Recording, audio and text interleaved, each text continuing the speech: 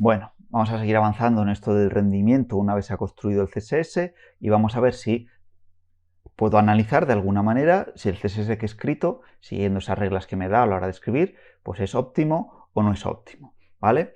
¿Qué es lo que vamos a ver? Vamos a la situación en la que nos encontramos, vamos a hablar de falsos mitos, ¿de acuerdo? Vamos a ver que esos falsos mitos, pues no te fíes de mí, fíjate de Google, porque veremos la página de Google que nos da ayuda sobre cómo optimizar el rendimiento de mi página web y vamos a ver cómo hay ciertas cosas que sí que son verdad, ¿de acuerdo? Pero que tienen un impacto, ¿vale? Si yo quiero hacer ciertas cosas mucho más óptimas, puede ser que pierda mucha mantenibilidad, mucha legibilidad y, salvo que tenga problemas graves de velocidad, pues debo empezar a planteármelo si merece la pena o no merece la pena, ¿vale? ¿En qué situación nos encontramos, ¿vale? Nos encontramos que estamos en el punto de, ¿vale? ¿Cómo escribir CSS óptimo? Entonces, cuando cualquier desarrollador inexperto piensa en escribir CSS óptimo, piensa en esto, es decir, cómo voy a hacer las reglas, cómo voy a poner las propiedades de manera, en orden, tengo que utilizar este selector, no tengo que utilizar esto tarda mucho en el navegador, etc. Y se creen que eso es el punto clave cuando estamos hablando de optimizar. Y si os fijáis, llevamos hablando de optimización 3 capítulos y hasta ahora no habíamos hablado si un selector era más óptimo que otro. ¿De acuerdo? Hemos hablado que la optimización a nivel CSS era un proceso global donde tenía cosas a tener en cuenta en escritura, cosas a tener en cuenta sobre el uso que yo le voy a dar en construcción, cosas que se tienen que relacionar con el proceso de carga, pero hasta ahora no había hablado de eso.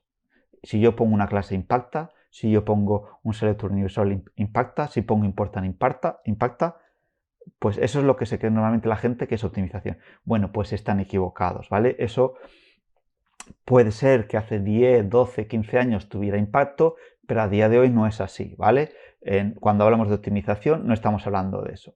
Y eso que cada vez las páginas son más complejas, tienen más HTML, más imágenes, más vídeo, más script y un CSS que representa un porcentaje muy bajo del tamaño. Si yo me voy a este enlace, que aunque es del 2015 me puede dar un impacto significativo, puedo ver que,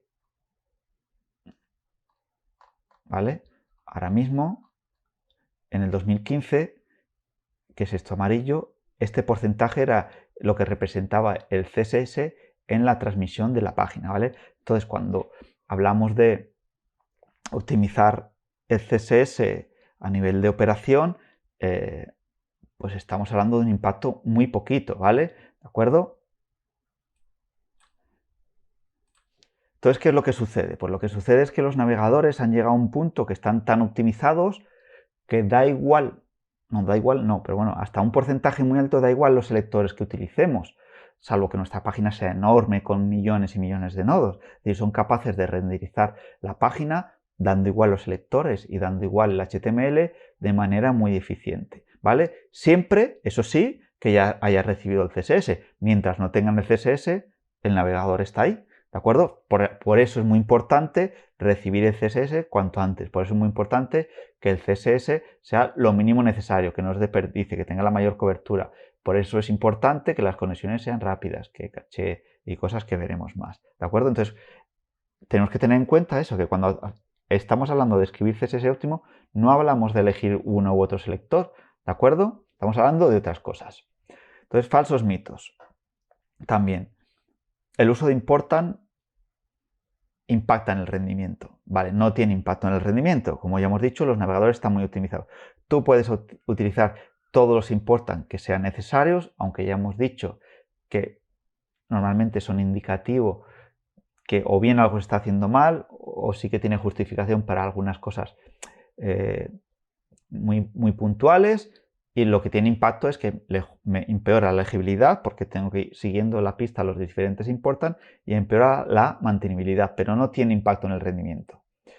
¿Hay selectores más eficientes que otros a la hora de elegirlos en el CSS? Sí, pero, ¿vale? Sí, pero, por lo que he dicho antes, están los motores tan optimizados que esto hace, buscáis páginas del 2008, 2009, veréis clasificaciones de este tipo, pero a día de hoy, cuando hablamos de optimizar CSS, da igual los selectores que utilicemos. No obstante, porque el impacto es mínimo, ¿vale?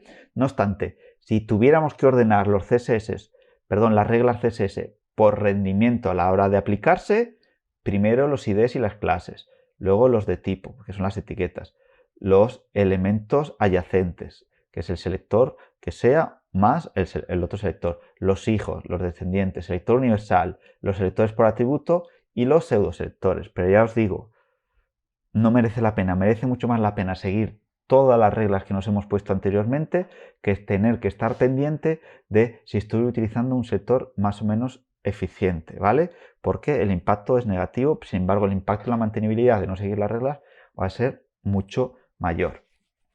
¿De acuerdo? Que es lo que te digo ahí. Tiene mucho más impacto la cobertura, tiene mucho más impacto la mantenibilidad y tiene mucho más impacto la legibilidad a la hora de hacer un CSS óptimo. Y si no me crees así, pues vamos a ver lo que dice Google, ¿vale?